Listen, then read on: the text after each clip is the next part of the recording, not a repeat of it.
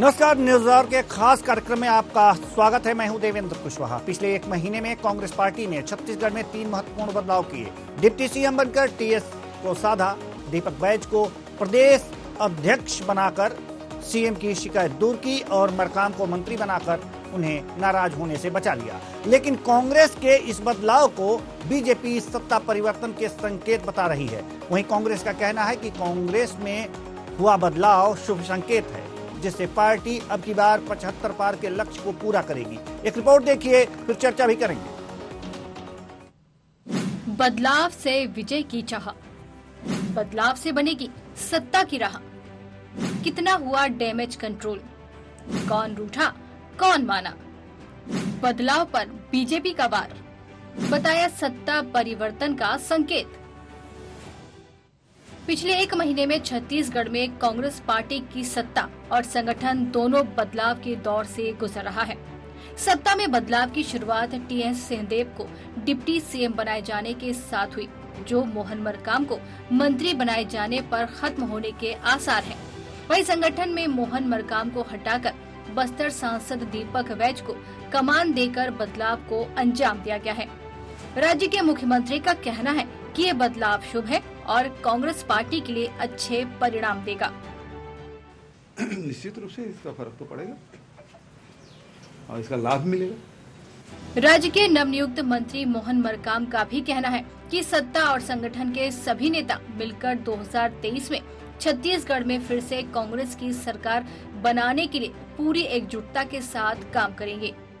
मंत्रिमंडल के रूप में सदस्य के रूप में माननीय मुख्यमंत्री जी का जो भी दिशा निर्देश मिलेगा, हमारी सरकार की जो कार्य योजनाएं हैं उनको लेके कैसे जाना है उसके बारे में हम विस्तार से लेकर जाएंगे और छत्तीसगढ़ में दोबारा सरकार बने।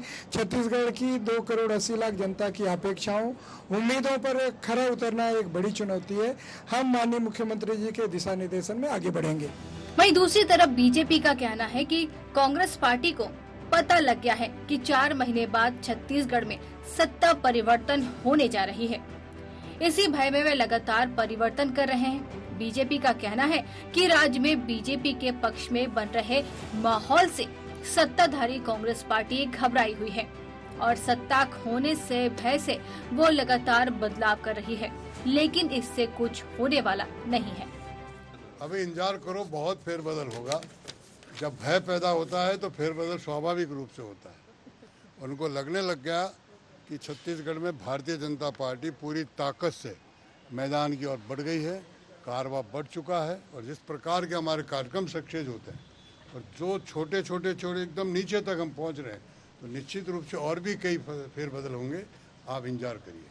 बीजेपी कुछ भी कहे, लेकिन एक बात तो साफ है कि कांग्रेस के हालिया बदलावों से कांग्रेस मजबूत होकर बीजेपी के खिलाफ मैदान में उतरेगी। हालिया बदलाव से संगठन से सीएम, डिप्टी सीएम और पीसीसी अध्यक्ष की नाराजगी को दूर कर दिया गया है। जाहिर है, जब ये सब मिलकर चुनावी मैदान में उतरेंगे तो मुख्य विपक्षी दल बीजेपी से बेहतर तरीके से मुकाबला कर पाएंगे। Sanjay Shekhar, news hour, Bhopal. तो बदलाव से बदलेंगे समीकरण, आज का शीर्षक है और आज हम इसी मुद्दे पर चर्चा करेंगे। चर्चा के लिए जो हमारे साथ मेहमान जुड़े हुए हैं उनसे हम आपका परिचय करा दें। जावेद खान, कांग्रेस प्रवक्ता, बहुत बहुत स्वागत है आपका हमारे इस कार्यक्रम में। सौरभ जागृत, बीजेपी प्रवक्ता, आपका भी बहुत बहुत स्वागत है हमारे इस कार्यक्रम में। Doctor Sanjay Shekhar, state head Chhattisgarh, आपका भी बहुत बहुत स्वागत है। चर्चा की शुरुआत करते हैं। चर्चा की शुरुआत सौरभ जागृत जी से। सत्ता का परिवर्तन, सत्ता परिवर्तन का संकेत, ये जो कांग्रेस बदलाव कर रही है इसमें बीजेपी सत्ता परिवर्तन के संकेत देख रही है। संकेत किधर दिख रहे हैं सर? सारे मामले तो सुलझा रही है कांग्रेस, आपको कहां से परिवर्तन के संकेत दिख रहे हैं सौरभ जी? जी हेडफोन आप निकाल दीजिए, जी डिस्कनेक्ट कर दीजिए हेडफोन। सत्ता के फेरबदल का इसलिए भारतीय जनता पार्टी को ये साफ साफ नजर आ रहा है क्योंकि इनके संगठन और जो सत्ता में तालमेल नहीं बैठ पा रही है। जिस प्रकार से इनके कांग्रेस पार्टी में जो सत्यता और सच्चाई की बात करता है उसको उसके पद से त्याग देना पड़ता है जी। जिस प्रकार से 4 महीने पहले टीएस बाबा जी को उप मुख्यमंत्री बनाया गया और 1 साल पहले वो अपने विभाग से जो सच्चाई कहना चाहते थे वहां से उन्होंने इस्तीफा दिया और उसी सच्चाई को कांग्रेस पार्टी बचा नहीं पाई। इस कारण से उसको उप मुख्यमंत्री बनाया गया। यही सेम प्रक्रिया आज मोहन मरकाम जी के साथ हुई। वो विधानसभा सत्र में अपनी ही पार्टी के खिलाफ मोर्चा खोलते हैं और भ्रष्टाचारी के डीएमएफ फंड जो इतना बड़ा भ्रष्टाचार हुआ उसके बारे में बात रखते हैं और यहाँ तक संसदीय समिति से इसकी जांच कराई जाए। इससे साफ समझ आता है कि कांग्रेस पार्टी नहीं, घर में झगड़ा हुआ नहीं, घर में झगड़ा हुआ ठीक है, कुछ मनमुटाव हुआ, बातें हुई, लेकिन अंत में सारे अगर जो मामले सुलझा लिए गए तो यहां पर सत्ता परिवर्तन के संकेत नहीं, आपके लिए तो बैरियर लग गया ना।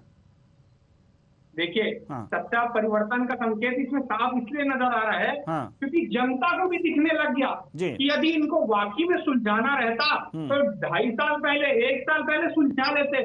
महज 4 महीने बचे चुनाव को और उसमें से 2 महीना आचारसंहिता में चले जाएगा। शेष 2 महीने के लिए ये मंत्री पद जो कि कहना चाहिए संविदा वाला मंत्री पद था और संविदा वाला उप मुख्यमंत्री पद देने के लिए ये सिर्फ नेता को खुश कर सकते हैं, संगठन को खुश कर सकते हैं। पर मेरे कहने का तात्पर्य ये है कि जनता आज पूछती है, चाहे टीएस बाबा मंत्री बने, उप मुख्यमंत्री बने, चाहे मोहन मरकाम जी मंत्री बने, चाहे कोई भी बने, जनता की सेवा करने का काम कांग्रेस पार्टी को 5 साल के लिए दिया गया है। उसी जनता की सेवा करने का छोड़ इनको साफ साफ बौखलाहट समझ आ गई है कि जनता की सेवा हो नहीं रहा है। जातिगत समीकरण के आधार पे ये कहीं ना कहीं अपने नेता को, अपने विधायकगण को खुश करना। जी जावेद खान जी जवाब दीजिए आप, क्योंकि ये जो मनमुटाव था जिसको आप सुलझाना समझ रहे हैं, बीजेपी कह रही ये सुलझा नहीं है, ये उलझा है, सत्ता परिवर्तन होगा। देवेंद्र जी नमस्कार आपको, आपके सभी दर्शकों को जी। देखिए ये एक सामान्य सी प्रक्रिया है, संगठन में बदलाव होते रहते हैं, फेरबदल होते रहते हैं। जब हमारे राष्ट्रीय अध्यक्ष का चुनाव हुआ था उसके बाद मल्लिकार्जुन खड़गे जी के बनने के बाद प्रदेश के संगठन का भी चुनाव होना था, लेकिन प्रदेश के नेताओं ने आला कमान के सामने यह पेशकश रखी थी छत्तीसगढ़ में चुनाव के बजाय मनोनयन किया जाए, और आज वही प्रक्रिया के तहत मनोनयन हुआ है, नए अध्यक्ष का चुनाव हुआ है। देखिए भारतीय जनता पार्टी के पास में आज कोई काम बचा नहीं है। 13 इनके पास विधायक हैं, वो 13 भी ऐसे हो गए हैं कि उनके क्षेत्र की जनता उनको ढूंढ रही है, पूछ रही है, पोस्टर लगा रही है कि हमारे विधायक कहाँ है, कोई ढूंढ के ला दो। इनके प्रभारी लगातार 4 साल में 3 प्रभारी बदल जाते हैं प्रदेश के। ये अपने गिरेबान में झांकेंगे नहीं, है ना। आज अमित शाह जी का रायपुर का दौरा था, सुनने में आ रहा है कि अमित शाह जी अब रायपुर नहीं आ रहे हैं क्योंकि उन्हें समझ में आ गया है कि उनका ऑपरेशन लोटस अब छत्तीसगढ़ में फेल हो चुका है।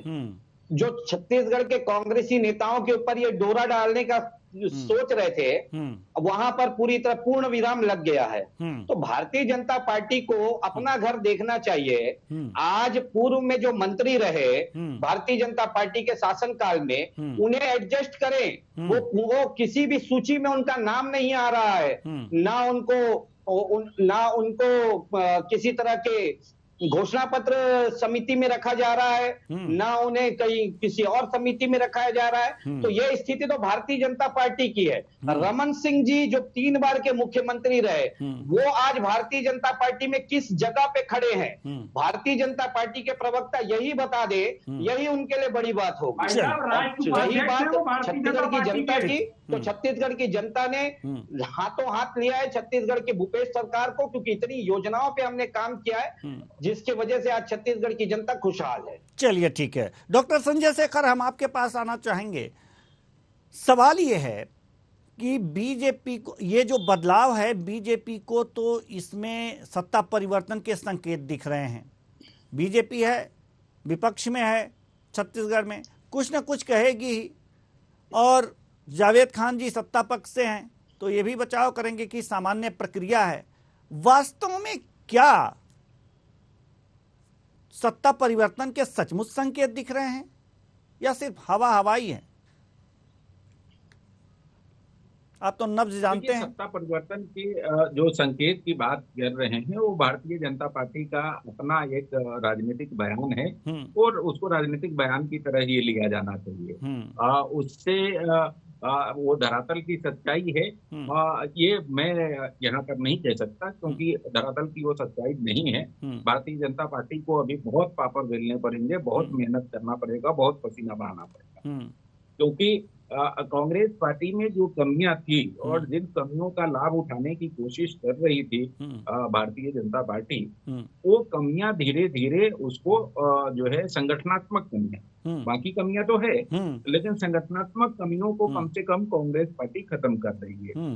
जैसे अभी जो 3 विसफल हुए उसको देखिए। सबसे पहले पीएस सिंहदेव लगातार जो है सरकार से नाराज थे, मुख्यमंत्री से नाराज थे। उनकी तलखी और उनका दर्द लगातार छलक रहा था। उन्होंने यहाँ तक कह दिया था कि वो चुनाव लड़ेंगे या नहीं लड़ेंगे इसके लिए मन भी नहीं बनाया है, वो किसी समिति में नहीं रहना चाहते थे। लेकिन कांग्रेस पार्टी को लगा कि ये महत्वपूर्ण है, इनके दर्द को सहलाने की जरूरत है, इनको अपने खेमे में लाने की जरूरत है, इनकी जो नाराजगी है इसको दूर करने की जरूरत है। और सबसे पहले डिप्टी सीएम करके उनकी नाराजगी को दूर किया। तो उनकी नाराजगी को दूर किया तो सरगुजा संभाग में जो उनके नाराजगी से भारतीय जनता पार्टी को फायदा मिलने की उम्मीद थी वो खत्म हो गई। और भारतीय जनता पार्टी बड़ी बेसब्री से इंतजार कर रही थी कि अगर टीएस सिंहदेव कांग्रेस पार्टी छोड़ते हैं और या उनकी नाराजगी रहती है तो उसका फायदा बीजेपी को मिलेगा, तो उससे बीजेपी वंचित होगी। दूसरा, मोहन मरकाम जो है पहले संगठन में सत्ता के हस्तक्षेप से थोड़े नाराज थे और मुख्यमंत्री मोहन मरकाम का संगठन चलाने की जो उनकी शैली थी उससे सीएम नाराज थे और सीएम सीधे सीधे हाईकमान को बोल दिए थे कि भैया इनको हटाया जाए, सुप्रीम कोर्ट इनके रहते हुए कोई ऑप्शन है नहीं, इनसे चलेगा नहीं काम। तो ये लगातार इस तरह की बातें हो रही थी। अब उनकी दोनों की नाराजगी को भी संगठन ने खत्म किया। सीएम के अनुसार मोहन मरकाम को हटा दिया गया तो संगठन को लेकर के सीएम की नाराजगी खत्म हो गई। मोहन मरकाम को संगठन से हटाया तो उनको सत्ता में एडजस्ट कर दिया तो मोहन मरकाम की भी नाराजगी खत्म हो गई।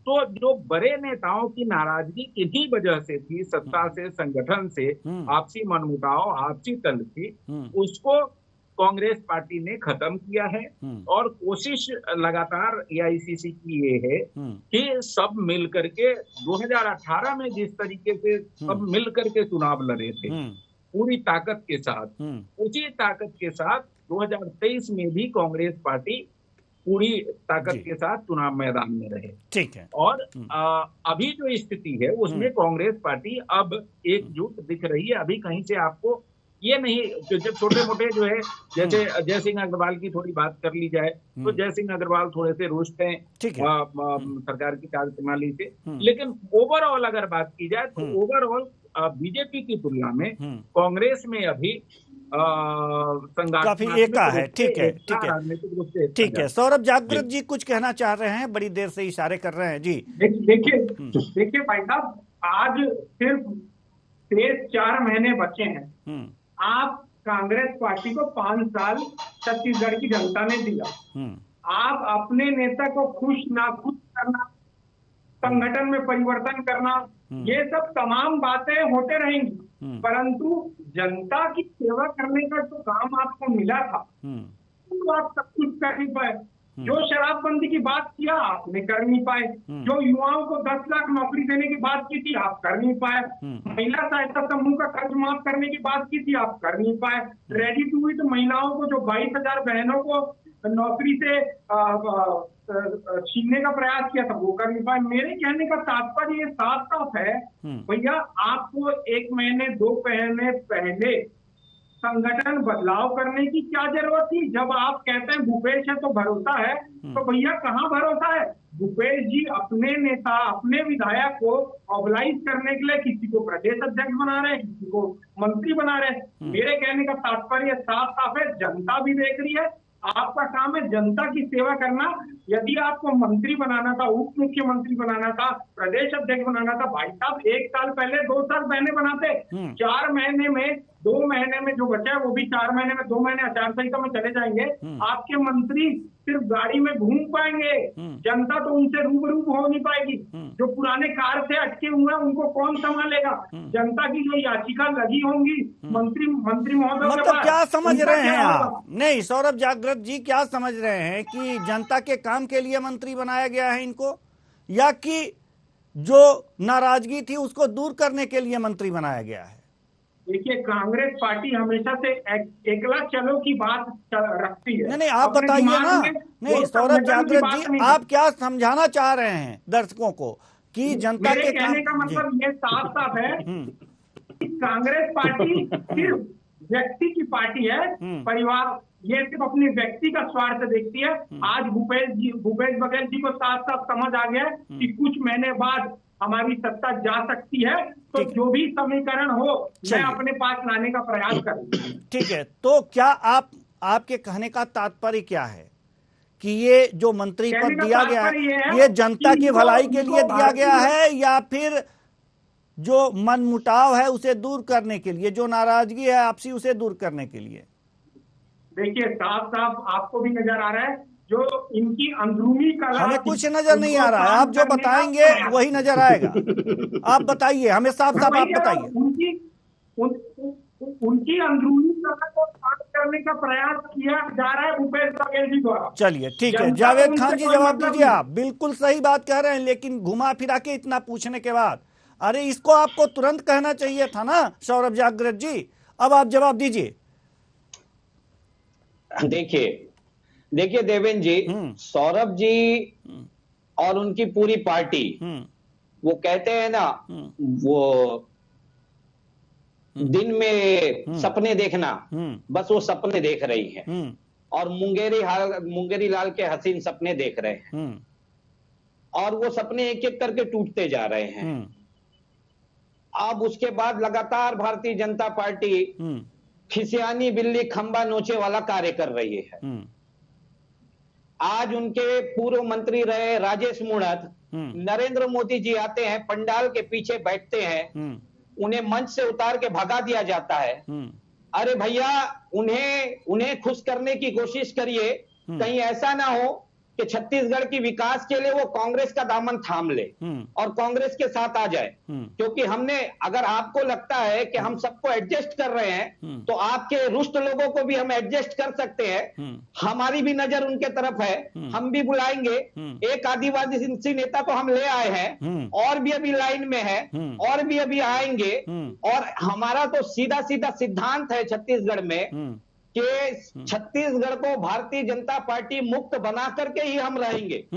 ये जो नारा इन्होंने दिया था, कांग्रेस मुक्त भारत, हम छत्तीसगढ़ को भाजपा मुक्त बना करके रहेंगे। चलिए, रही बात हमारे मंत्री विधायकों की, तो भैया देखिए, चुनाव 10 दिन बाद हो या चुनाव 4 महीने बाद हो या 1 साल बाद हो, मंत्री पद की शपथ लेने के बाद विभाग अपना काम करता है। जनता के हित में काम हो रहे हैं, वो सारे काम करते हैं।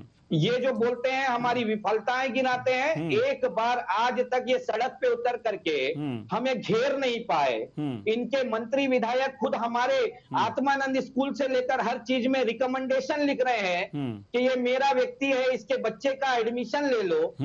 दिल्ली से लेकर के केंद्र सरकार से लेकर के इनके मंत्री पूर्व विधायक तक हमारी सरकार की योजनाओं के मुरीद हो रहे हैं और ये यहाँ पर दिन में सपने देख रहे हैं। मैं इतना ही कहूंगा सौरभ जी को कि सौरभ जी अभी और ऐसे बदलाव देखेंगे आप, वो बदलाव देखने के लिए थोड़ा मजबूत कर लीजिए क्योंकि आने वाली चलिए सौरभ जी होने कुछ वाली कहना नहीं है। जी सौरभ जी कुछ कहना चाह रहे हैं। जी सौरभ भारतीय जनता पार्टी प्रखर रूप से छत्तीसगढ़ में अपना काम कर रही है, हम विपक्ष में हैं और जो सत्ता की गड़बड़ी दिखाना हमारा कार्य है, जो कि हमने दिखाया है, चाहे वो आपका शराबबंदी के मुद्दे हो, चाहे कोल घोटाले का मुद्दा हो, चाहे छत्तीसगढ़ आज घोटालों का बढ़ चुका गौठान के माध्यम से हो, चाहे महिला सहायता समूह के माध्यम से हो।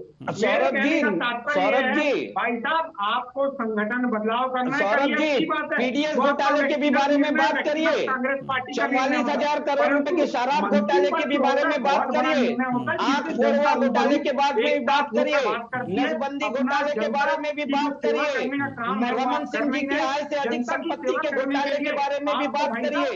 और जिस तरह से आपके रमन सिंह के एसपी के द्वारा एक महिला के साथ में अनाचार किया जाता है और उसे लापता हो जाती है, उसके बारे में भी बात करिए।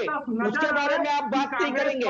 अरे भैया आपने तो छत्तीसगढ़ में ईडी को भी लाके बैठा दिया, उसके बावजूद भी आपकी दाल नहीं चल रही है।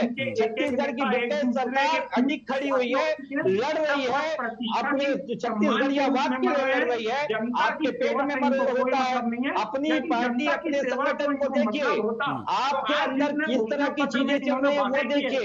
अभी चुनाव समिति बनी, उसमें कई मंत्री को स्थान नहीं दिया गया, पूर्व मंत्री को। अभी उसके बाद में आपने बनाया किसको है? क्या आपने घोषणा पत्र आपने बनाया है ओपी शर्मा जी को, जो ऑलरेडी जमीन विवाद में घिरे हुए हैं। ज्यादा दूर मत जाइए, तो आप पहले अपने गिरबान में झांकिए कि आपकी स्थिति क्या है और उसके बाद में चुनाव मैदान में उतरिए। कांग्रेस पार्टी का अपना मामला है, कांग्रेस पार्टी में बदलाव होते रहते हैं और आगे भी होते रहेंगे। चलिए ठीक है, मेरे कहने का तात्पर्य यह है कि जनता को साफ साफ समझ आ गया है कि भारतीय जनता पार्टी की सरकार बनने वाली है और कांग्रेस जनता भारतीय नहीं, तो ये जनता को समझने दीजिए ना सौरभ जागृत जी, ये जनता को समझने दीजिए कि किसकी सरकार बन रही है।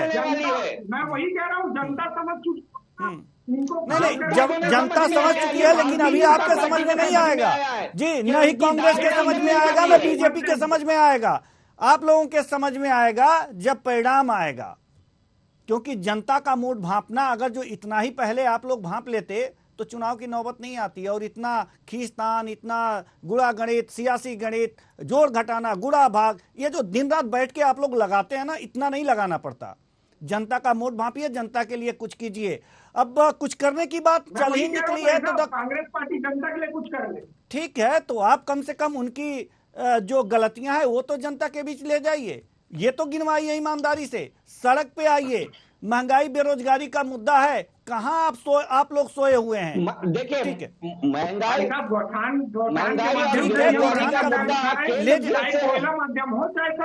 चलिए ठीक है ना, कुछ करने की बात आ गई ना, कुछ करने की बात आ गई तो किसने क्या किया है ये भी जान लेते हैं। डॉक्टर संजय शेखर तो हमारे साथ बैठे ही हैं, पूरा नजर बनाए हुए हैं कि किसने क्या किया है।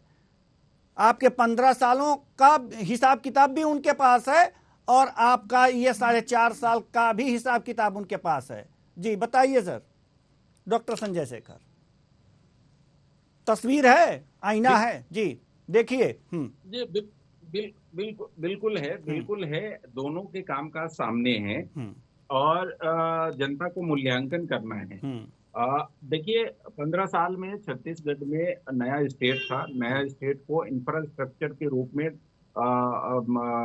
इंफ्रास्ट्रक्चर डेवलपमेंट के दृष्टिकोण से पुरानी सरकार ने काफी काम किया है। जितने भी इंफ्रास्ट्रक्चर आपको छत्तीसगढ़ में दिख रहे हैं उसमें से अधिकांश पिछले शासन काल में हुए हैं। एक आधार देने का काम पिछली सरकार ने किया है, इस बात से इनकार नहीं।